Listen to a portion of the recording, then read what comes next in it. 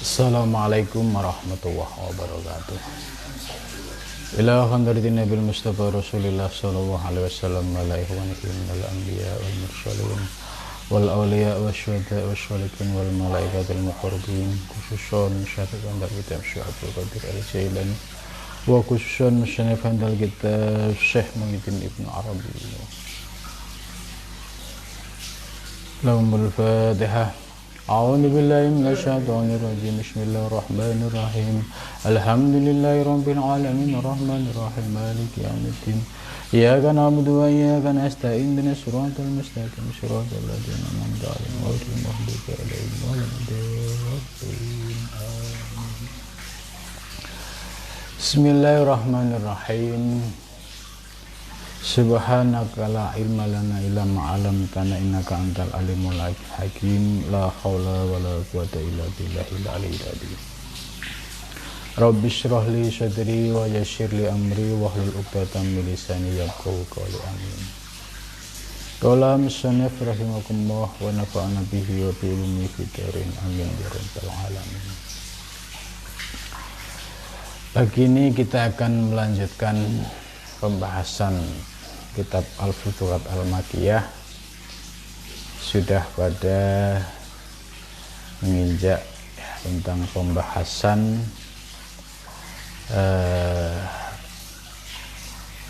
Tazalil Haq ya, sudah dibahas minggu yang lalu. Kemudian menjelaskan tentang otensitas fitrah manusia yang memiliki ilmu biwujudillah gitu. Jadi artinya setiap manusia itu memiliki potensi untuk memahami ilmu biwujudillah.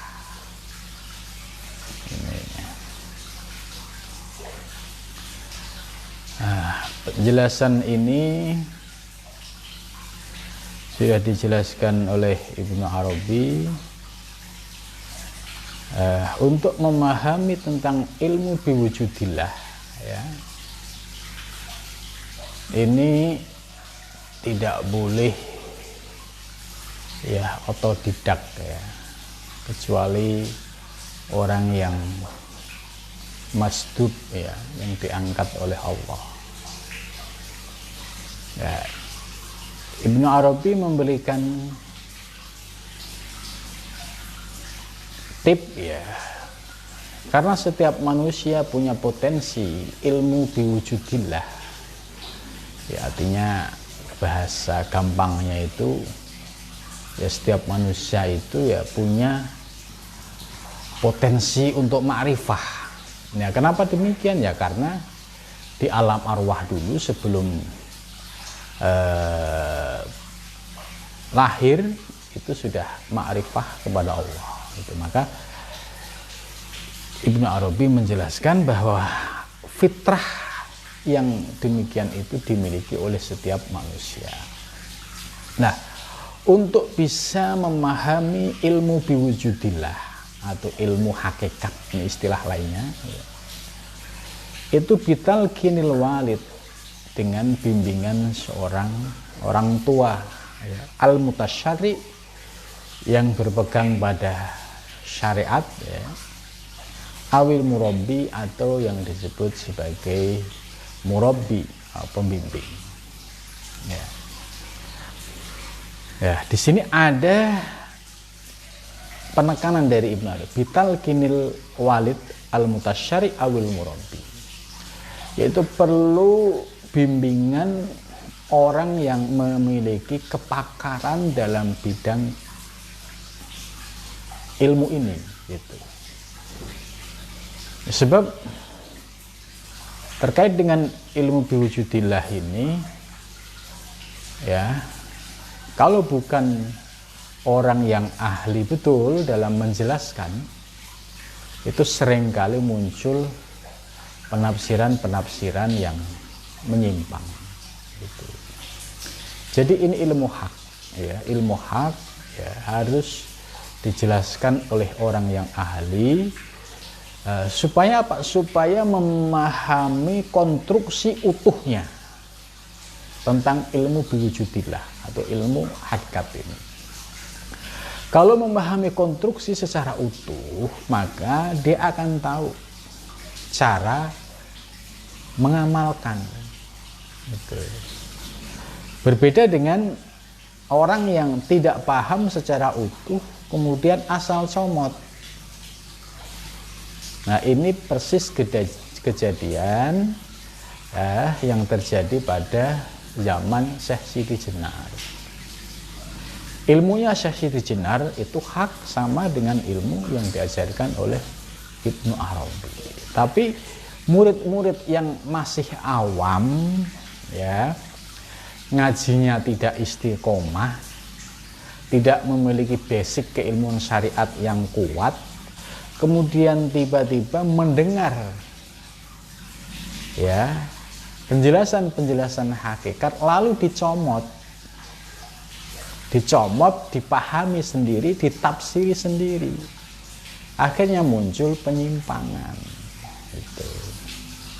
Jadi ajarannya hak, cuma tadi kalau seorang murid tidak memiliki pemahaman yang utuh, ya, sehingga dia mencomot, terus ditafsiri sendiri, dipahami sendiri, akhirnya ya terjadi penyimpangan.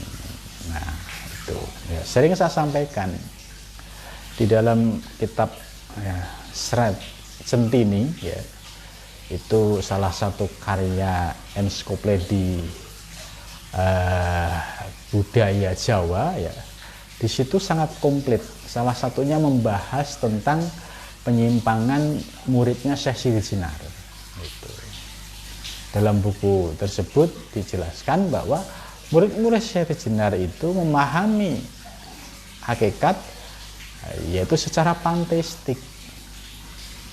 Gitu, ya. Nah, maka jika pengen tahu, ya, ajaran yang seutuhnya itu seperti apa, ya nanti kita simak pembahasan Ibnu Arabi. Sebab ajaran Syekh Siti Jenar, ya, itu juga nggak lepas dari ajaran yang disebarkan oleh Ibnu Arabi. Maka di sini Ibnu Arabi berpesan harus bitalqinil walid al-mutasyarri' awil murabbi. Gitu. Bagaimana kalau belajar ilmu sama orang ahli fikih? Ya, kagak nyambung. Karena aspek fikih itu aspek lahiriah, sedangkan aspek ilmu hakikat ini aspek, ya, batiniah dan terkait dengan kedalaman ilmu tauhid. Lah, yang bisa memahami secara utuh ya mereka yang sudah mendapatkan bimbingan rohani, ya, dan jasmani, sehingga diberikan anugerah pemahaman yang utuh, ya. Dengan demikian akan terhindar dari penyimpangan-penyimpangan seperti yang dijelaskan tadi, ya. Di Aceh juga pernah terjadi, ya. Ilmu hakikat pada zaman Syekh Hamzah Fansuri, Syekh Samsuddin As-Sumatrani itu masih bagus pemahamannya, ya, tetap berpegang sebagaimana ajaran Ibnu Arabi. Ya, bahkan pada zaman itu Syekh Hamzah Fansuri menjadi mufti kesultanan. Begitu juga Syekh Samsuddin As-Sumatrani juga menjadi mufti. Artinya pada zaman itu, ya, ajaran hakikat yang berkembang di Aceh pada era Hamzah Fansuri dan tidak ada masalah karena penjelasan dan prakteknya sesuai dengan aturan yang ada. Tapi setelah Hamzah Fansuri meninggal, Syekh Samsuddin meninggal, kemudian muncul, ya, dari generasi ke generasi berikutnya, terus tanpa mengakses sumber primernya, kemudian, ya, mengembangkan secara pribadi, ya, karena pemahaman syariatnya tidak utuh, muncullah ya penafsiran soal ajaran ilmu biwujudillah ini dengan cara ilhad atau mulhid, ya.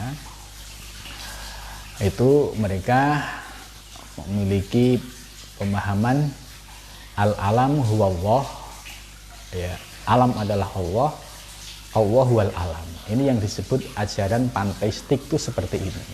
Nah, ini sebenarnya tidak dibenarkan oleh Ibnu Arabi, gitu loh. Jadi ini termasuk penyimpangan. Nah, bagaimana ajaran Ibnu Arabi yang sesungguhnya soal ilmu biwujudillah? Kita simak berikutnya, ya.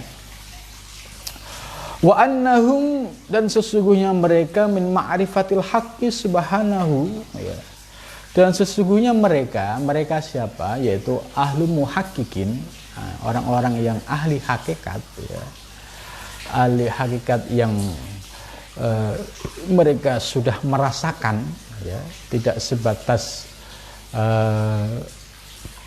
pemikiran, tapi dia benar-benar mengamalkan dan merasakan.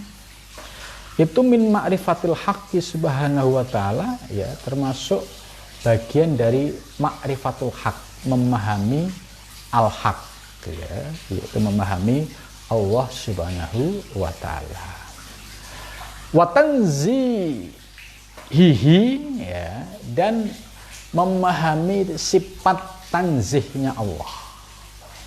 Nah, di sini harus paham, ya, para pengkaji ajaran tasawuf Ibnu Arabi, bahwa Ibnu Arabi menegaskan, ya, tentang sifat tanzih bagi Allah Subhanahu wa taala.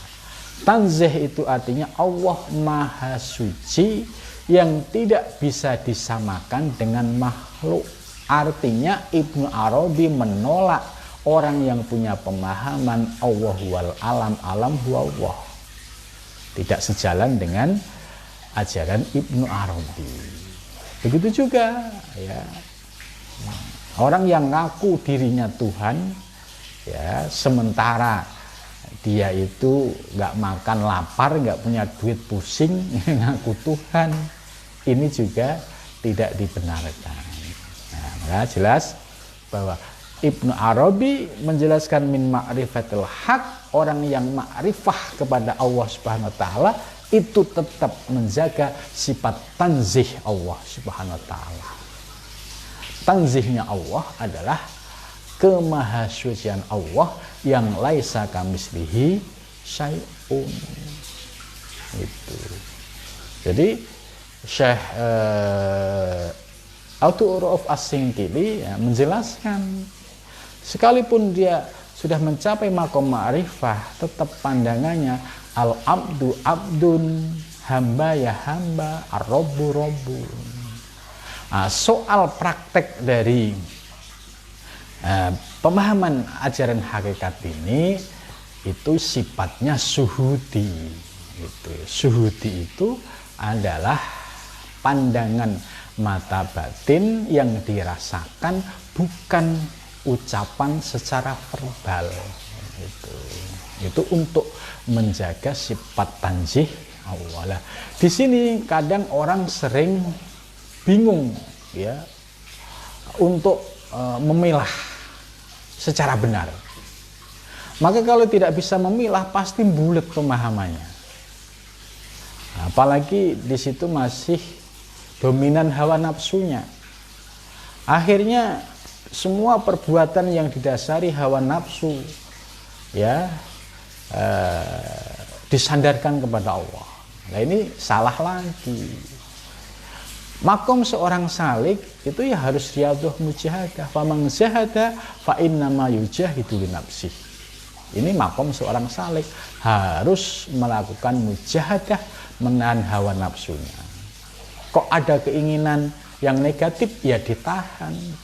Jangan diikutin lalu menisbatkan ini kan kehendak Allah. Nah, ini praktek yang menyimpang. Ya, makom salik harus, ya, faman jahada fa innama yujahidu li nafsih. Wa nahan nafsa anil hawa, harus bisa mencegah ya, keinginan-keinginan hawa yang destruktif, ya, yang merusak, itu harus dilarang, dicegah. Itulah orang yang melakukan penyimpangan, itu melakukan tindakan yang dilarang oleh syar'i, ya. Contoh misalkan dia mencuri, ya, dinisbatkan kepada Allah, zina dinisbatkan kepada Allah, ini sudah salah kaprah. Kalau sudah salah kaprah, bulet, orang genah, itu orang genah itu ya nggak bisa terurai lagi. Gitu. Maka di sini Ibnu Arabi menjelaskan harus bital kinil walid, harus dengan bimbingan orang yang ahli betul dalam bidang ini, sehingga bisa menjelaskan secara utuh. Gitu. Jika tidak paham, bisa ditanyakan, jangan menafsirkan sendiri, khawatir nanti tafsirannya liar, tidak terkontrol karena tidak ngerti petanya, kemudian hawa nafsu masuk, ilmunya dibuat membenarkan hawa nafsunya. Ini yang salah kaprah, itu seringkali terjadi seperti itu, ya. Jadi penegasan Ibnu Arabi tentang Allah bersifat tanzih ini harus dipahami para pengkaji tasawuf Ibnu Arabi. Jadi kalau ada tuduhan bahwa ajaran tasawuf Ibnu Arabi adalah menyimpang karena menganggap Tuhan adalah alam, ini salah. Kita ajak suruh buka, ya, kitab Muqaddimah Al-Futuhat Al-Makkiyah, ya, pada pembahasan ini. Itu supaya ngerti, oh iya, Ibnu Arabi menekankan tanzih. Itu. Karena tuduhan terhadap Ibnu Arabi itu ya karena faktor ketidaktahuan, seperti tuduhan Ibnu Taimiyah yang menganggap sesat wahdatul wujud, karena Ibnu Taimiyah tidak pernah membaca kitab-kitab Ibnu Arabi, hanya mengkaji dari sisi istilah, istilahnya dikaji, ditafsiri, kemudian disimpulkan. Seharusnya kan dicek dulu istilah wahdatul wujud itu benar nggak ya dari Ibnu Arabi. Buka kitabnya, dicari halaman per halaman, ya kan. Ternyata Ibnu Arabi dalam kitab Al-Futuhat Al-Makkiyah tidak pernah menggunakan wahdatul wujud. Artinya apa? Ibnu Arabi tahu istilah ini problematik, akan melahirkan banyak penafsiran dan lebih banyak mandorotnya, karena bagi orang awam nanti akan memiliki pemahaman ilhad tadi, panteistik itu tadi. Itu. Maka Ibnu Arabi tidak menggunakan istilah teknis itu, ya. Wa tanzihi, dan tanzihnya Allah ala hukmil ma'rifati, atas hukum ma'rifah. Itu. Jadi hukum ma'rifah di sini maksudnya dalam memahami Allah Subhanahu wa taala itu harus proporsional. Harus bisa memilah mana yang qadim, mana yang kudus. Harus bisa memilah mana yang tanzih, mana yang tasbih. Jangan dicampur aduk. Yang tanzih ditasbihkan, yang tasbih ditanzihkan. Ini salah kaprah. Ya, jadi harus memahami Allah yang qadim bersifat tanzih, sedangkan wujud tajallinya itu adalah tasbih, tapi dipandang secara syuhudi, yaitu pandangan mata batin, mengembalikan kepada Allah Subhanahu wa taala, tidak secara kauli, tidak secara verbal. Itu. Maka selamat, ya, itu. Jadi ala hukmil ma'rifah. Lah, hukum ma'rifah ya siapapun dari sejak zaman Nabi, kemudian para sahabat, ya, sampai zaman sekarang, ya, namanya hukum ma'rifah. Orang mengenal Allah ya sama semua. Itu. Ya, para sufi ngambil ilmunya dari mana? Ya dari Kanjeng Nabi. Nabi prakteknya ya sebagaimana yang dijelaskan dalam hadis Nabi. Itu. Maka ini yang harus dipahami, bahwa jangan sampai kita mengatasnamakan Ibnu Arabi tapi kita nggak paham ajaran yang sesungguhnya, ya. Watanzihu dan bermula tanzih, ya. Tanzih itu tadi menjaga sifat-sifat kekhususan Allah. Itu. Jangan sampai Allah ya disamakan dengan makhluk. Ini tanzih. Ya. Tuh. Oh, jadi watanzih dan bermula tanzih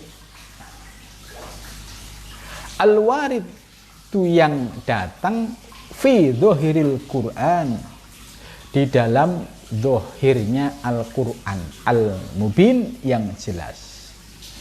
Gitu. Jadi sifat tanzih ini diambil dari mana Ibnu Arabi? Ya sumbernya dari Al-Quranul Karim.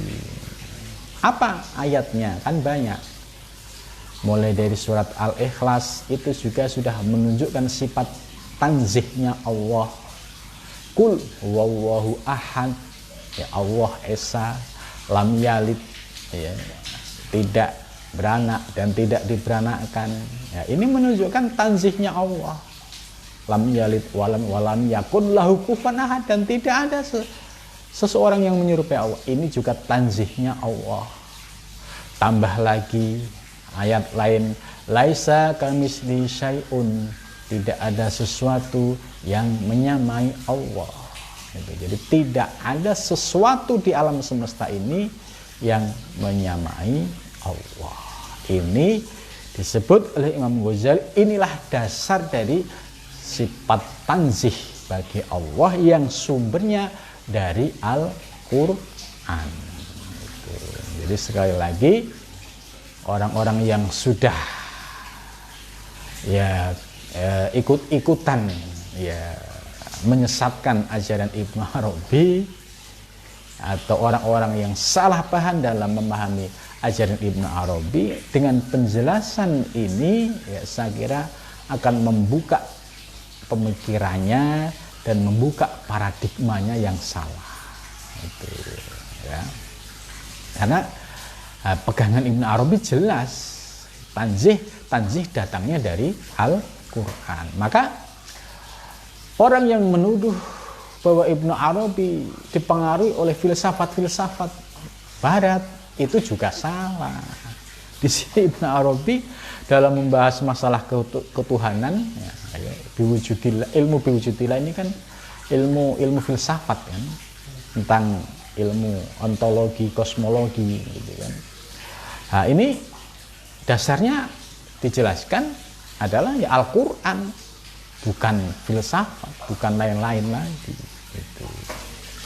Nah, kalau sudah gamblang begini, kok masih menuduh yang bukan-bukan? Nah, ini ada apa? Gitu. Karena faktor kebencian atau faktor ketidaktahuan. Ya. Wahum, dan bermula mereka fihi, di dalamnya, bihamdillahi, dengan memuji Allah, fi, di dalam bihamdillah, dengan memuji Allah, ala sihatin, atas kebenaran, waswabin, dan kebenaran, malam yatatarraq, selagi tidak tersentuh ahadun, seseorang, minhum, dari mereka, ila ta'wili, kepada ta'wil. Ya, jadi kalau ayatnya sudah jelas gamblang gitu, ya nggak usah sampai kemudian ditakwili secara berlebihan. Nah, memang dalam hal ini ada pemahaman antara kelompok mujassimah. Ya. Mujassimah itu kelompok yang memahami bahwa Allah itu ya seperti makhluk berfisik, ya, punya tangan, punya wajah. Ini kelompok mujassimah itu ada. Nah, termasuk pemikiran Wahabi itu mujassimah. Ya, mujassimah. Karena tokoh-tokoh Wahabi itu ya, menganggap Allah di atas arsy itu ya digambarkan secara visual, physically. Allah berarti duduk di istananya di arsy. Itu. Begitu juga dalam memahami yadullah, dipahami tangan secara fisik.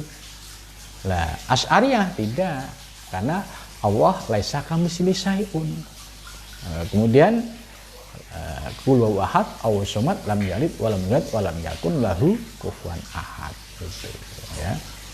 Jadi ini yang menjadi pegangan Ahlus Sunnah wal Jamaah, ya, termasuk kita ini ya berpegang pada akidahnya Asy'ariyah Maturidiyah, tidak Mujassimah. Kalau Mujassimah itu ya kelompok yang ngikutin pemikiran Wahabi. Gitu. Kalau pemikiran Wahabi ya dia akan punya imajinasi ya, bahwa Tuhan itu serupa dengan makhluk, punya wajah, punya tangan. Nah, itu pemahamannya seperti itu. Kita tidak, itu ya. Fa'in tatarraka, maka jika menyentuh ahadun seseorang minhum dari mereka ila ta'wili kepada ta'wil, kharaja maka keluar an hukmil ammati dari hukum secara umum, wal dahaqa dan bertemu bisinfin dengan kelompok ma min asnabi ahli nadhar, tidak dari kelompok ahli nadhar. Ahli nadhar itu ahli ya filsafat, ahli mikir, itu ahli nadhar. Wa ta'wil wa huwa ala hasabi ta'wilihi, dan dia sesuai dengan takwilnya, wa alaihi, dan baginya yalqallahu ta'ala, ya.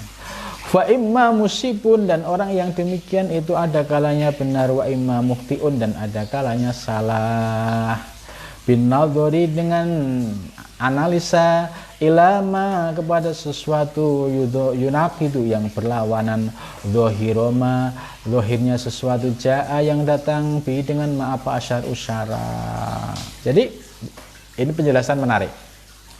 Menurut Ibnu Arabi ya, orang yang mengandalkan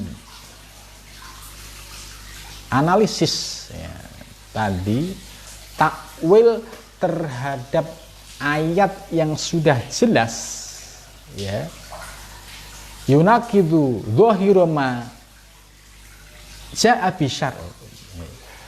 Jadi dia punya pemikiran yang berseberangan dengan teks zahirnya sebuah ayat yang datangnya dari syara, yaitu Al-Quran ya. Itu ya ada kemungkinan tadi musibun au mukhtiun itu ya. Fal amatu, maka bermula orang umum bihamdillah dengan memuji Allah, salimatun salimatu aqaidihim, selamat akidahnya, li'annahum, karena sesungguhnya mereka talqauha kama dzakarna min dhahiril kitab ya. Kebanyakan orang ya itu selamat akidahnya karena mereka berpegang pada dhahiril kitab gitu. Jadi orang yang berpegang pada laisa kamitslihi syai'un, bahwa Allah tidak ada sesuatu yang menyerupai, itu sudah selamat. Karena tidak perlu ya analisis yang jeli. Keyakinan saya Allah laisa kamitslihi syai'un, tidak ada yang menyerupai Allah. Maka ketika ada ilustrasi tentang Allah, ya kita tolak. Nah, kalau berpegang pada teks yang sudah jelas, yang dohir, itu oleh Ibnu Arabi itu dijamin selamat gitu loh. Jangan sampai dibikin ribet sendiri. Sudah jelas ada laisa kamitslihi syai'un, lam yalid walam yulad walam yakul lahu kufuwan, masih punya imajinasi Tuhan punya tangan, Tuhan punya wajah, Tuhan duduk di arsy ya, disamakan dengan seorang raja. Nah, ini sangat riskan sekali tergelincir gitu. Kami ya, Imam Ibnu Arabi menjelaskan ya, kalau berpegang pada kama dzakarnahu min dhahiril kitab ya, nah itu insya Allah salimatu aqaidihnya, akan selamat akidahnya ya. Alladzi yajibul qat'u bihi, itu yang sudah jelas dan ayatnya itu bersifat qat'i ya. Laisa kamitslihi syai'un itu sudah qat'i, Al-Ikhlas sudah qat'i itu.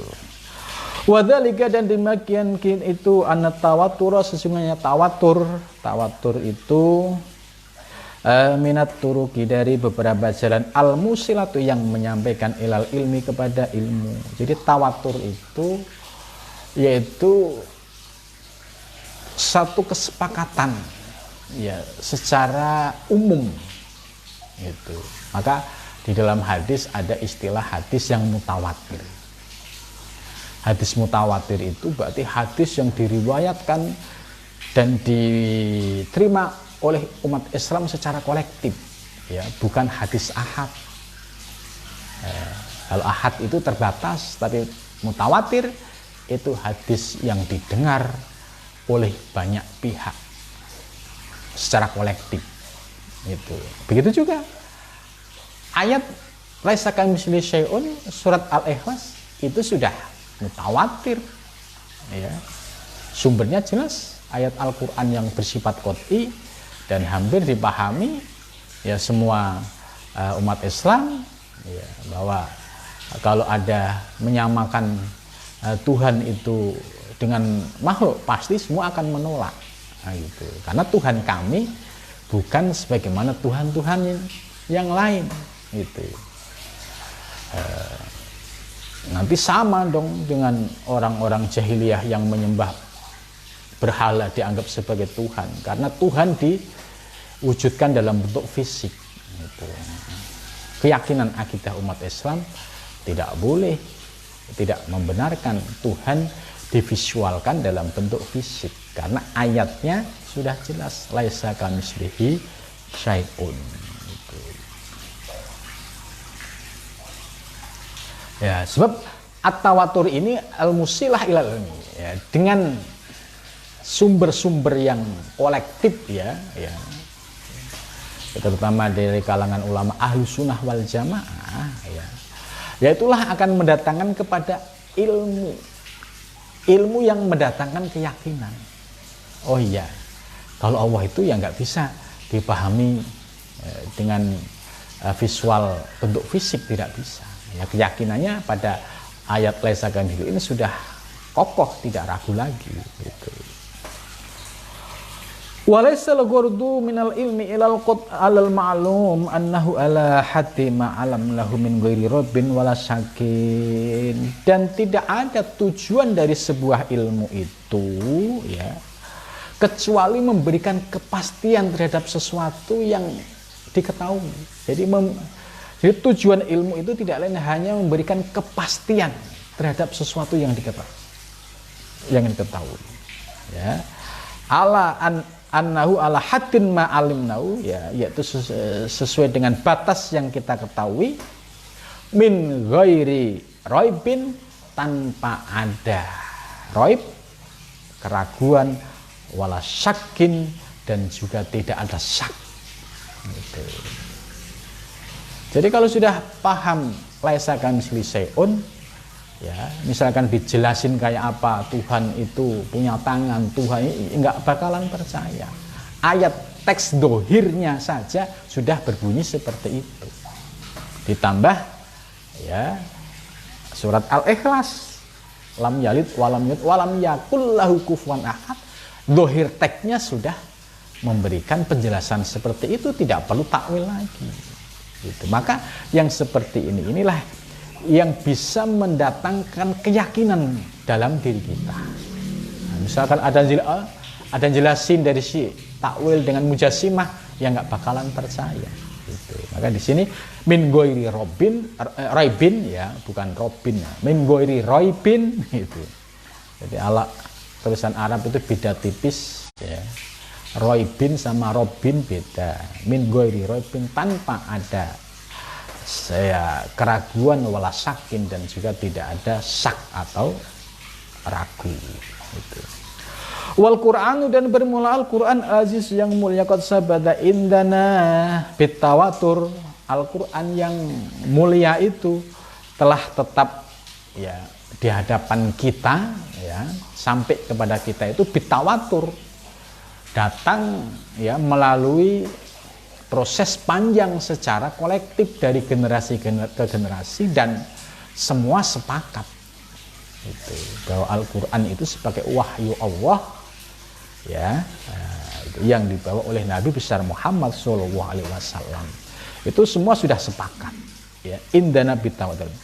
Annahu ja'a, sesungguhnya Al-Quran ja'a, datang bihi, dengan Al-Quran, ja'a, membawa bihi, dengan Al-Quran, siapa? Syahsun, seseorang, idda'a annahu rasulun, yaitu yang diyakini bahwa dia adalah seorang rasul, yaitu utusan Allah, yaitu min indillah, dari sisi Allah Subhanahu wa taala. Jadi kita tidak ragu lagi, ya, teksnya seperti itu, ya, dibawa oleh Kanjeng Nabi, ya, sumbernya dari Allah Subhanahu wa taala sampai kepada kita secara mutawatir dari generasi ke generasi. Bayangkan sudah 14 abad Al-Qur'an, ya, datang kepada kita pemahaman akidah Ahlussunnah wal Jamaah, ya, dengan akidah Asy'ariyah Maturidiyah tetap kokoh sampai sekarang dalam memahami soal ketuhanan itu, ya. Jadi min ghairi rabbin wala sakin. Wa annahu jaa'a bima yadullu ala sidqihi, dan sesungguhnya dia datang membawa sesuatu yang menunjukkan atas kebenarannya. Wa huwa hadzal Qur'an, yaitu berupa Al-Qur'an. Jadi Al-Qur'an yang dibawa oleh Nabi besar Muhammad, yang disampaikan oleh Jibril, yang sumbernya dari Allah, ya. Kemudian sampai kepada kita yang fase waktunya sekitar 14 abad, ternyata sampai di hadapan kita, yaitu karena ada peran para ulama-ulama yang menjaga pemahaman soal ketuhanan itu. Jadi jangan sampai kita salah memahami tentang konsep wujudiyah, ya, yang berdasarkan pada ayat-ayat Al-Qur'an tadi yang jelas, yang bersifat tanzih itu. Wa annahu jaa'a bihadzal Qur'an alladzina baina aydina al-yaum, dan Kanjeng Nabi itu datang membawa Al-Qur'an yang ada di hadapan kita, yaitu Al-Qur'an yang di hadapan kita, al-yaum, wa ahbaro annahu kalamullah, dan jelas bahwa Al-Qur'an itu sebagai kalamullah. Wa sabata hadza kulluhu indana tawaturon, dan telah tetap semua ini sampai kepada kita secara tawatur tadi, mutawatir tadi, ya, kebenaran yang secara kolektif gitu, ya. Itu kan, ya, semua umat Islam, ya, membenarkan apa yang ada di dalam Al-Qur'an, termasuk sebagai kalamullah, ya, termasuk juga sebagai wahyu yang diperoleh oleh Kanjeng Nabi besar Muhammad Shallallahu Alaihi Wasallam. Karena itu menjadi bagian, menjadi rukun iman. Kita iman kepada Rasul, kita iman kepada kitab, ya. Faqad sabata, dan sungguh telah tetap apa ilmu bihi. Ya, akhirnya kita punya ketetapan yang kokoh, ilmu yang kokoh soal tadi, ya, ilmu biwujudillah, dalam memahami ketuhanan, bahwa Allah adalah bersifat tanzih. Dasarnya adalah ayat-ayat Al-Qur'an yang sumbernya jelas, ya, datang dari generasi ke generasi sampai sekarang, ya, tidak ada perubahan. Maka inilah yang menguatkan keyakinan kita, sehingga wasabbata bil ilmu bihi annau nabaul haq, bahwa itu adalah berita yang hak, yang benar, wal qaulul fasl, yaitu dan ucapan yang jelas, ya. Wal adillatu, dan bermula dalil sam'iyatun, ada yang bersifat sam'i, wa akliyatun, dan sifat akli. Jadi dalil ada kalanya bersumber dari sam'iyah yang sifatnya didengar dari keterangan guru, nah itu sam'iyah, wa akliyah, atau dengan menggunakan akal. Wa idza hakamna al-amrin, dan ketika kita menghukumkan al-amrin atas suatu perkara, bihukmin, dengan hukum, bihukmima, dengan hukum sesuatu, falasaka, maka tidak ada keraguan fi di dalamnya, annahu, sesungguhnya, ala dzalikal hukmi, pada hukum itu. Jadi kalau kita sudah yakin kemudian kita menghukumkan dengan dasar yang jelas, maka sudah tidak ada keraguan lagi. Ya, gitu. Dah. Terus berikutnya Ibnu Arabi menjelaskan, wa idza kana al-amru ala ma qulnahu falya'khud al-mutahhib aqidatuhu minal Qur'an. Ini Ibnu Arabi menjelaskan, ketika sudah jelas apa yang saya sampaikan tadi, fayaqud al-mutahhib, orang-orang yang ingin atau orang-orang yang belajar ilmu hakikat, orang-orang yang sedang mempersiapkan diri untuk menerima tajalul hak itu, ya, pesan Ibnu Arabi, ya, fayaqud al-mutahhib aqidatahu, harus akidahnya berpegang minal Qur'ani, dari Al-Qur'an Al-Aziz. Jadi ini bagi orang-orang al-mutahhib, ini istilah yang digunakan oleh Ibnu Arabi. Untuk siapa al-mutahhib itu? Untuk orang yang sedang belajar ilmu hakikat, atau orang yang sedang membersihkan, ya, batiniahnya dengan ingin memperoleh pancaran ilmu-ilmu ilahiyah, ya. Itu akidahnya harus berpegang kepada Al-Qur'an. Itu. Maka kalau masih menuduh Ibnu Arabi yang macam-macam, wah ini sudah kebangetan ini. Ini jelas, ini pesannya Ibnu Arabi kepada para followernya, ya, pengkajinya. Ini beliau fayaqud al-mutahhib aqidatu minal Qur'an, ya. Jadi akidahnya harus berpegang kepada Al-Qur'an Al-Aziz. Wa huwa bi manzilati dalil al-aqli, dan ya, ayat-ayat Al-Qur'an itu yang menduduki dalil akli fi dilalah, di dalam proses mencari dalil gitu, ya. Contoh kayak ayat laisa kamitslihi syai'un misalnya. Ini kan ayatnya jelas. Kemudian kalau dinalar dengan pikiran akal, ya nanti pasti ketemu. Nah, contoh misalkan kalau Tuhan diilustrasikan dalam bentuk rupa, maka sebaik-baik rupa pasti ada kekurangan, ada cacat. Bagaimana mungkin kalau Allah yang maha sempurna ada cacat? Persepsi A dan B tidak sama dalam melihat satu objek. Nah, ini akhirnya menjadi ribet. Ya.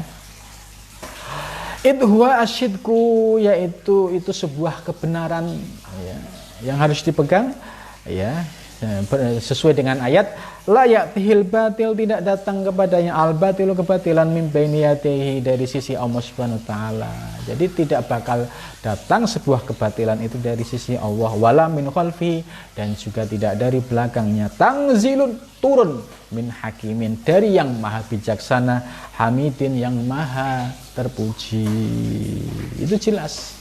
Jadi kebatilan itu tidak datang dari sisi Allah dan juga dari belakangnya. Bahkan kebenaran itu turun min hakimin, dari yang maha bijak, hamidin, yang maha terpuji. Ya. Fala yahtaju al-mutahhib ma'subuti hadzal asli ila adilatil uqul idkhasal dalil al-qati alladhi alaihi sayful mu'allaq. Maka kalau sudah jelas kebenaran sumbernya dari Allah yang maha bijak, itu pesan Ibnu Arabi, maka orang-orang yang lagi belajar ilmu itu tidak butuh untuk min subuti hadal asal ila adilatil ukul. Dari dasar ini kemudian masih mencari alasan-alasan yang rasional gitu loh. Ya, kalau ayat Al-Qur'an yang bersifat qot'i itu sudah kita yakini, ya sudah clear, nggak perlu pendukung lain. Nah, untuk membenarkan apa yang disampaikan oleh Al-Qur'an, ya bisa menggunakan adillah gitu. Idhasulal dalil ba'di alladhi walih wal isfaqu alim wa haqqun indahu qalat al-yahudi Muhammad. Ya, ini ada sebuah contoh, ya. Qalat, berkata siapa al-yahudu Yahudi la Muhammadin, kepada Muhammad sallallahu alaihi wasallam, ansib lana rabbak, ya. Jadi orang-orang Yahudi pernah bertanya kepada Kanjeng Nabi, ya Nabi, ya tolong ya, sifati Tuhan-Tuhan. Ya, maksudnya tolong tunjukkan sifat-sifat Tuhan. Fa'anzala, wa maka menurunkan siapa Allah alaihi atasnya surat Al-Ikhlas. Akhirnya Allah menurunkan surat Al-Ikhlas itu. Jadi orang Yahudi itu kan pengen ngerti Tuhan, konsep Tuhannya Nabi Muhammad itu apa. Tanya, ya Muhammad, ansib lana robbak. Tolong jelasin sifat-sifat Tuhan. Terus turunlah surat Al-Ikhlas, walam yakun lahum min adilatin nadur dalilan wahidan. Gitu. Jadi faqala maka menjawab siapa Nabi, kul huwallahu ahad. Gitu. Sampaikan Muhammad, kul, katakanlah huwallah, dia adalah Allah, ahad, yang esa. Allahu somad, Allah sebagai tempat bergantung. Lam yalid walam yulad walam yakun lahu kufuwan ahad.